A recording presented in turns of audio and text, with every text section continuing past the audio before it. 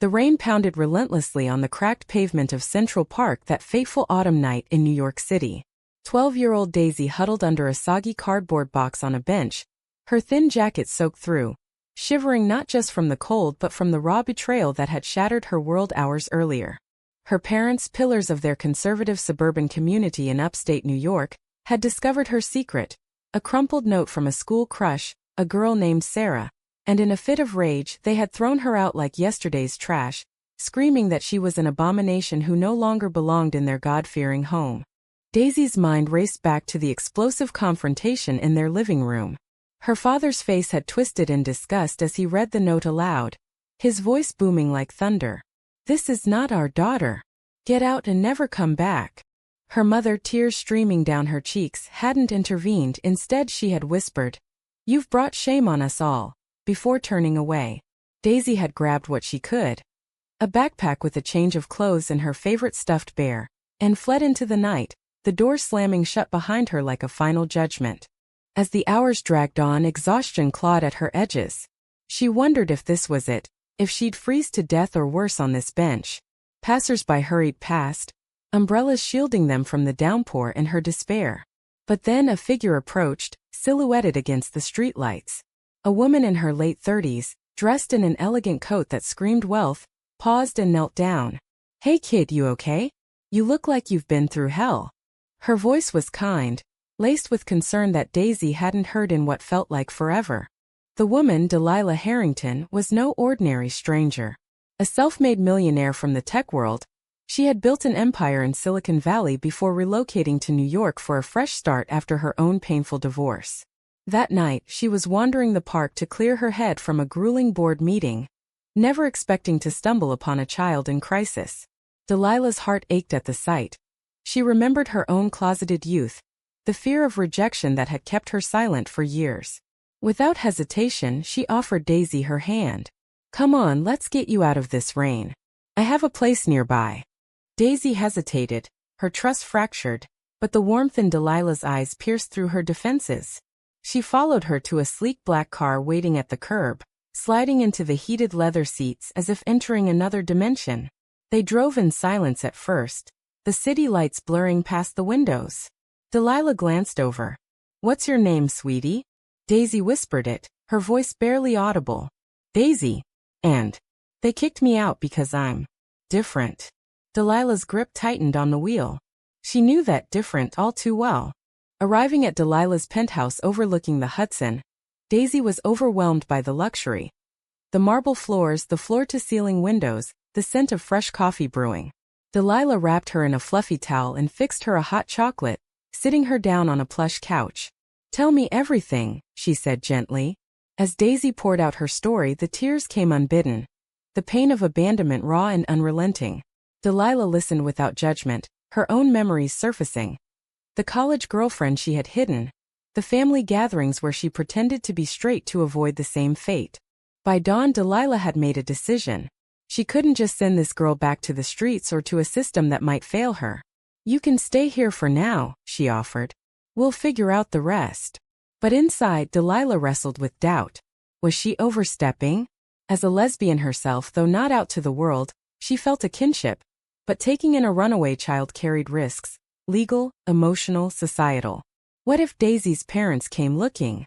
What if this act of kindness blew up her carefully constructed life? Days turned into weeks. Delilah navigated the bureaucracy, contacting child services anonymously at first, then hiring lawyers to explore guardianship. Daisy, meanwhile, grappled with her new reality. The penthouse was a far cry from her modest home, but the loneliness lingered.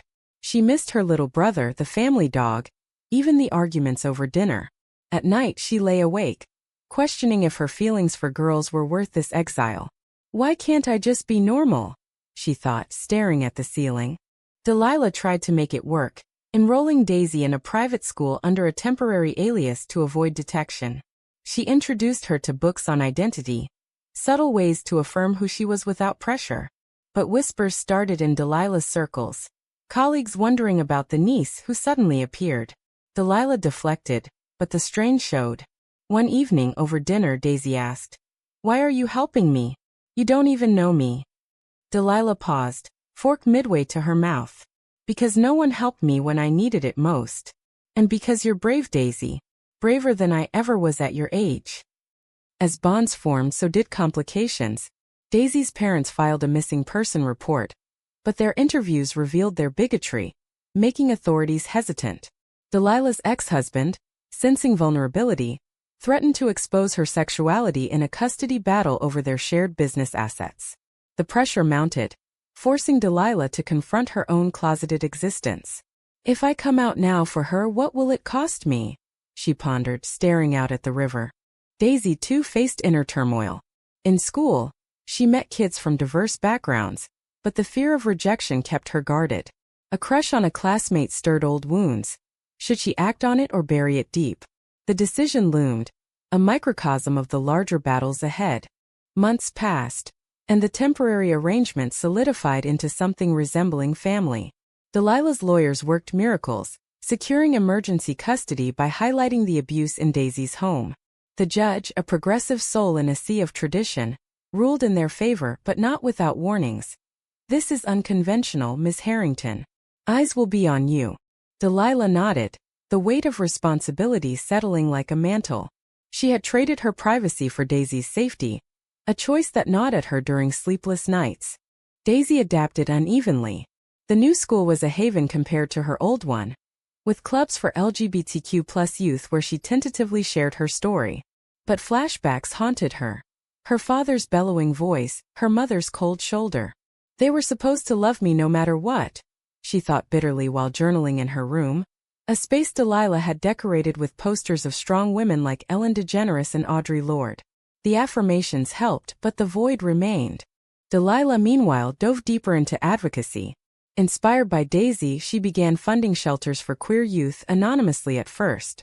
But anonymity cracked when a reporter linked her to the custody case. Headlines blared. Tech tycoon takes in runaway lesbian teen hero or harbinger? The scrutiny intensified. Board members at her company murmured about distractions, hinting at ousting her. Delilah's inner conflict raged. Am I fighting for her or proving something to myself? One afternoon, Daisy came home in tears. A bully at school had outed her publicly, mocking her family's rejection. Everyone knows now. They think I'm a freak, she sobbed. Delilah held her, rage simmering. That night she made a call to Daisy's parents. We need to talk, she said firmly when Daisy's mother answered. The meeting was set for a neutral cafe, a powder keg waiting to ignite. The encounter was electric with tension. Daisy's father, Mr. Thompson, arrived red-faced, Bible in hand. You've kidnapped our daughter. She's confused and you're enabling sin. Delilah remained composed. You abandoned her. That's not love, that's cowardice. Mrs. Thompson wept. We thought tough love would fix her. Daisy, hidden in the back booth as planned, overheard every word, her heart fracturing anew. The argument escalated. Mr. Thompson threatened legal action, but Delilah countered with evidence of neglect. Sign over guardianship or face charges. Torn, Mrs. Thompson glanced at her husband, then whispered, Maybe we were wrong. But he stormed out, leaving the decision hanging. Daisy emerged, eyes blazing. You never loved me, she accused her mother. The words cut deep, a betrayal reversed. In the aftermath, Delilah and Daisy grew closer, sharing late-night talks about love and loss. Delilah confessed her own story. Falling for a woman in college, marrying a man to appease her family. The divorce that followed when she couldn't pretend anymore. I paid the price in silence, she said. Daisy listened, realizing her guardian's sacrifices mirrored her own pains. But shadows loomed. Delilah's ex, Marcus, leaked emails exposing her sexuality to the press. Stocks plummeted. Investors fled. This is what happens when you play hero, he sneered in a voicemail. Delilah faced the board, defending her choices. My personal life doesn't define my leadership. Some supported her. Others demanded resignation. The vote was close, she stayed, but scarred. Daisy, witnessing this, felt guilty. It's my fault, she confided to a new friend, Lila, at the LGBTQ+ club. Lila, a confident senior, encouraged her. No, it's society's fault. Fight back. Their friendship blossomed, stirring feelings in Daisy, attraction mixed with fear. Should she pursue it, risking more hurt? As high school loomed, Daisy decided to testify in a family court hearing for permanent custody. Standing before the judge, she bared her soul. They threw me out for who I am. Delilah saved me. The Thompsons appeared, remorse flickering in Mrs. Thompson's eyes, but Mr. Thompson remained defiant. She's our blood. The judge ruled for Delilah, but mandated counseling. The victory was bittersweet. Daisy hugged Delilah, whispering, "Thank you." But inside, doubts festered. Was cutting ties forever the right path? Delilah, too, questioned her role. Mother figure or enabler? Social pressures amplified. Friends distanced themselves from Delilah, fearing association. At a gala, a donor pulled funding, citing moral concerns. Delilah's resolve hardened. If this is the cost of authenticity, so be it. Daisy's inner world churned. Journal entries revealed turmoil. I love girls, but it costs me everything. Is it worth it? A first date with Lila tested her. Nervous laughter, stolen glances, but ended in panic when Lila leaned in. I'm not ready, Daisy admitted, fleeing home. Delilah comforted her. Healing takes time. But the conversation unearthed Delilah's regrets. I wish I'd come out sooner. Don't make my mistakes. As winter approached, a bombshell dropped. Mrs. Thompson reached out secretly. I want to see you, Daisy. The clandestine meeting promised reconciliation or further heartbreak. The secret rendezvous unfolded in a quiet diner on the outskirts of the city, away from prying eyes. Mrs. Thompson sat nervously, fiddling with her napkin, her face etched with lines Daisy didn't remember. I've missed you, she began, voice trembling. Daisy, seated across, arms crossed, felt a storm brewing inside. You missed me? Or the idea of a normal daughter? The words hung heavy, a direct confrontation years in the making. Delilah had advised against it. It could reopen wounds, she warned. But Daisy needed closure, or perhaps validation. As her mother spoke of therapy sessions and church groups challenging their views, Daisy listened skeptically. Your father. He's stubborn, but I'm trying. Daisy exploded. Trying? You let him throw me out. I was 12. Tears flowed from both, the diner patrons averting gazes. The meeting ended unresolved, with Mrs. Thompson slipping Daisy a letter. Read it when you're ready. Back home, Daisy tore it open alone. It detailed regrets, apologies, and a plea for forgiveness. We were scared, blinded by what we thought was right. Daisy's heart twisted. Anger clashed with longing. Can I forgive them? She pondered, crumpling the paper. Delilah noticed the shift. Over breakfast, she probed gently. Whatever you decide, I'm here. But jealousy flickered in Delilah. Had she become too attached? Her own family, estranged since her coming out post-divorce, mirrored the Thompsons. Hypocrite, she chided herself inwardly. Meanwhile, Daisy's relationship with Lila deepened platonically at first, then romantically. Stolen moments in the park, hands brushing, conversations about dreams. But societal whispers infiltrated, classmates gossiping. She's the girl the millionaire adopted. Weird family. Daisy withdrew, questioning. Is love worth the stairs? A major conflict erupted at school. During a debate on LGBTQ+ rights, a conservative student targeted Daisy. Your kind destroys families. Enraged, Daisy retorted. No, ignorance does. The fallout. Suspension threats, parental complaints. Delilah stormed the principal's office. This is discrimination. She won, but at what cost? Media latched on, dubbing her the lesbian guardian angel. The publicity backfired. Protesters picketed Delilah's office, signs blaring, "Protect our children from indoctrination." Delilah's board reconvened, this time voting her out. Your personal drama is tanking our image, the chairman said coldly. Devastated, Delilah stared at her empire crumbling. All for one girl, she thought, but without regret yet. Daisy felt the ripple. I ruined your life, she confessed one night, sobbing. Delilah pulled her close. No, you saved mine. I was hiding, now I'm free. But freedom's price stung. Financial hits, lost friends. Delilah dipped into savings, downsizing to a modest apartment. The move symbolized sacrifice, but resentment simmered subtly. Enter a twist. Marcus, the ex, offered a buyout for her company shares, conditional on distancing from Daisy. She's bad publicity, he sneered. Delilah refused outright. She's family. The rejection fueled Marcus's vendetta. He sued for defamation, dragging Daisy's story into court. The trial was a circus. Testimonies exposed raw truths. Daisy's abandonment, Delilah's heroism turned scrutiny. Mr. Thompson testified against Delilah. She's corrupting my daughter. Cross-examination revealed his bigotry, swaying the jury. Delilah won but exhausted. Post-trial, Daisy confronted her father in the hallway. "Why do you hate me?" he faltered. "I don't hate you, I hate what you are." The words pierced a final betrayal. Daisy walked away head high but shattered inside. Healing began tentatively. Daisy and Lila went official, navigating teen romance amid chaos. Delilah dated sporadically, testing waters in the open queer scene. But family ties tugged. Mrs. Thompson persisted with calls, offering olive branches. A pivotal decision loomed. Daisy's 16th birthday approached, legal age for emancipation considerations. "Do I stay with Delilah or try reconciling?" she agonized. Pros and cons warred. Stability versus blood ties. Acceptance versus conditional love. Delilah sensed the dilemma. "Choose what's right for you," she said, masking fear of loss. Inside, have I become the parent she needs, or just a placeholder? Social dynamics shifted. At a pride event, Daisy spoke publicly. "I was thrown out for being me, but I found a new path."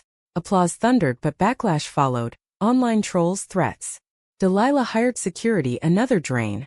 One evening, a betrayal struck. Lila, pressured by her own conservative parents, broke up. "It's too much drama," she said tearfully. Daisy crumbled. "Everyone leaves." The hurt echoed her original abandonment, questioning trust. Delilah consoled, but her own doubts peaked. "Maybe I should have let the system handle it." The thought betrayed her principles, a moral quandary. As summer waned, Mrs. Thompson proposed a family therapy session. Daisy agreed hesitantly, setting the stage for confrontation. The therapy session convened in a sterile office in Albany, neutral ground between worlds. Mr. and Mrs. Thompson sat rigidly, Daisy and Delilah opposite, the therapist mediating like a referee in a volatile match. "Let's start with feelings," she prompted. Mr. Thompson grunted. "I feel ambushed." Daisy shot back. "You feel ambushed? Try being homeless at 12. The room crackled with unresolved rage. Delilah interjected calmly. "This is about healing, not blame." But blame flowed freely. Mrs. Thompson admitted. "We failed you, Daisy. Fear drove us." Her husband resisted. "The Bible says." Daisy interrupted. "The Bible also says love thy neighbor." Where was that? The exchange unearthed deep-seated prejudices, forcing Mr. Thompson to confront his dogma. Internally, Daisy battled. Can people change, or is this a trap? Delilah wondered the same, her protective instincts flaring. As sessions progressed, weekly battles of words, cracks appeared. Mr. Thompson shared his upbringing, strict and unforgiving, mirroring his actions. "I thought I was saving you," he confessed weakly. Progress was halting. One session, Daisy stormed out after her father dismissed her identity as a phase. Delilah followed. "You don't have to do this." But Daisy persisted, driven by a flicker of hope. "If I walk away now, am I no better than them?" Amid therapy, Delilah rebuilt her life.